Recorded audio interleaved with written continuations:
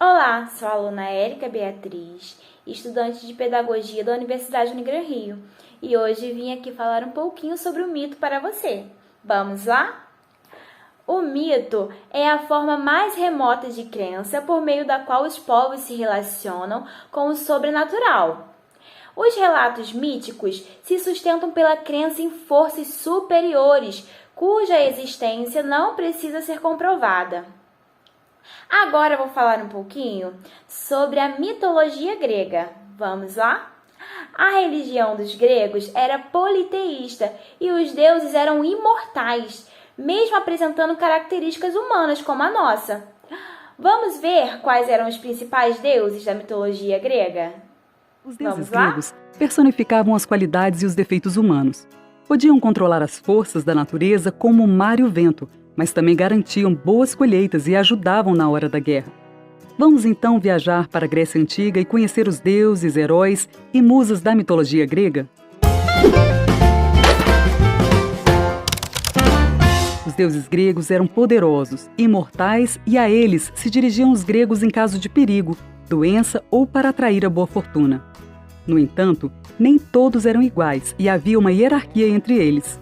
12 ocupavam o Olimpo, a montanha mais alta da Grécia, com quase 3.000 metros de altitude. Estes eram considerados os mais poderosos de todos.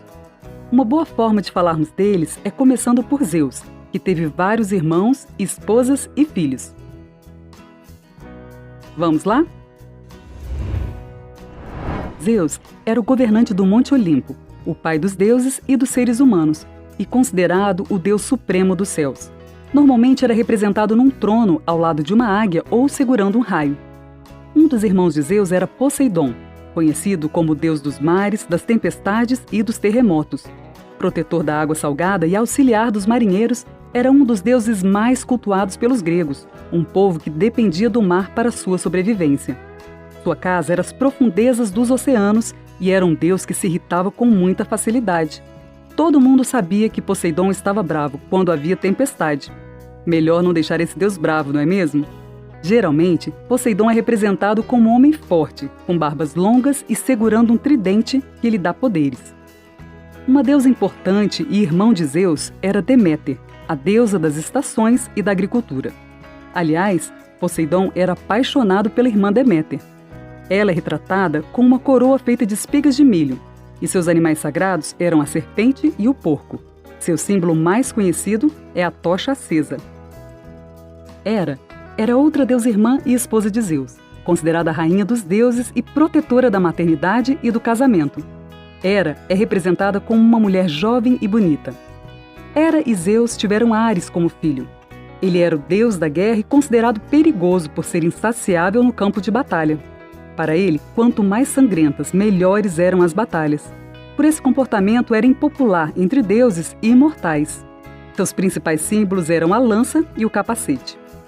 Outro filho do casal foi o deus do fogo e dos metais. Sua representação mais comum é de um homem com barba e rodeado de objetos utilizados pelos ferreiros. Hefesto casou-se com Afrodite, uma das deusas mais famosas da Grécia Antiga, a deusa do amor, da beleza e da sexualidade. Ninguém sabe ao certo qual a origem desta deusa. Uns dizem que ela nasceu da espuma do mar, e outras fontes afirmam que era filha de Zeus e Dione. O que sabemos é que Afrodite acabou por se apaixonar por Ares, apesar de casada com Hefesto. Afrodite geralmente é retratada acompanhada do seu filho Cupido, um deus encarregado de fazer os mortais se apaixonarem. Atena, conhecida como Palas Atena, surgiu de uma forma curiosa. Alguns dizem que ela nasceu da cabeça do próprio Zeus, já adulta, armada e vestida. Outras fontes, porém, falam que ela era filha de Metis e Zeus. Ela era deusa da sabedoria, da guerra e das artes. A cidade de Atenas a escolheu como protetora e, por isso, leva seu nome. Ao contrário de Ares, ela preferia usar a estratégia nas batalhas, sendo muito admirada por isso. Era caracterizada como uma deusa bela, armada com um capacete e um escudo mágico que trazia o desenho da cabeça da Medusa, presente do herói Perseu. Seu animal símbolo era a coruja. Zeus teve filhos com Leto também, os irmãos gêmeos Apolo e Ártemis. Apolo era considerado o deus do sol, das artes, da ordem e da justiça.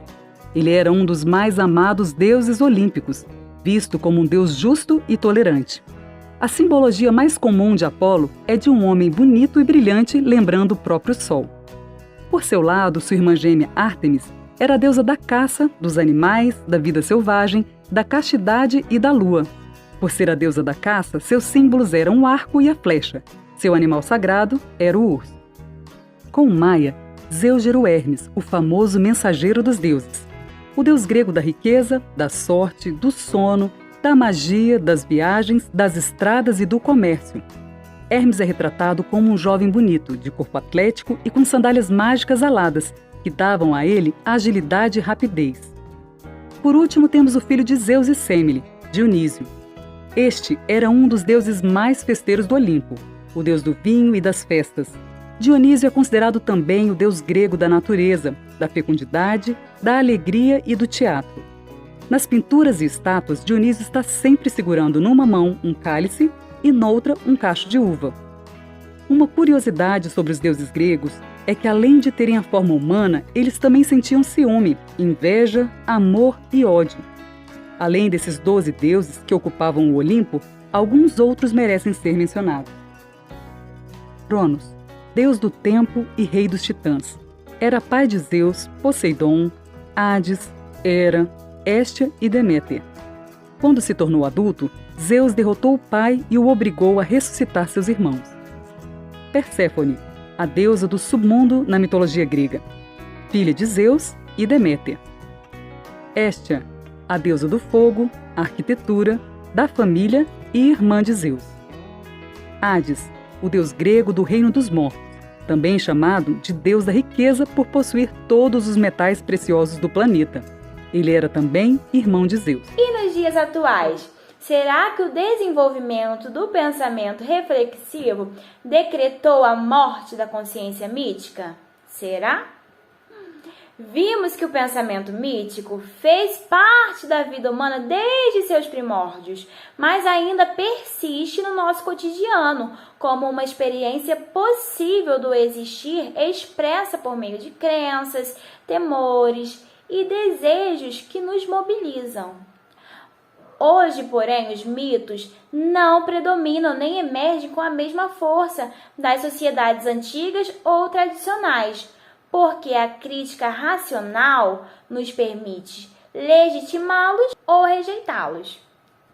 Mas não podemos negar que o mito ainda está nas nossas raízes, porque podemos vê-los ainda no nosso folclore, nas histórias em quadrinhos, na literatura, na arte, onde há sempre um vilão, um super-herói que tem características de um deus, da mitologia grega.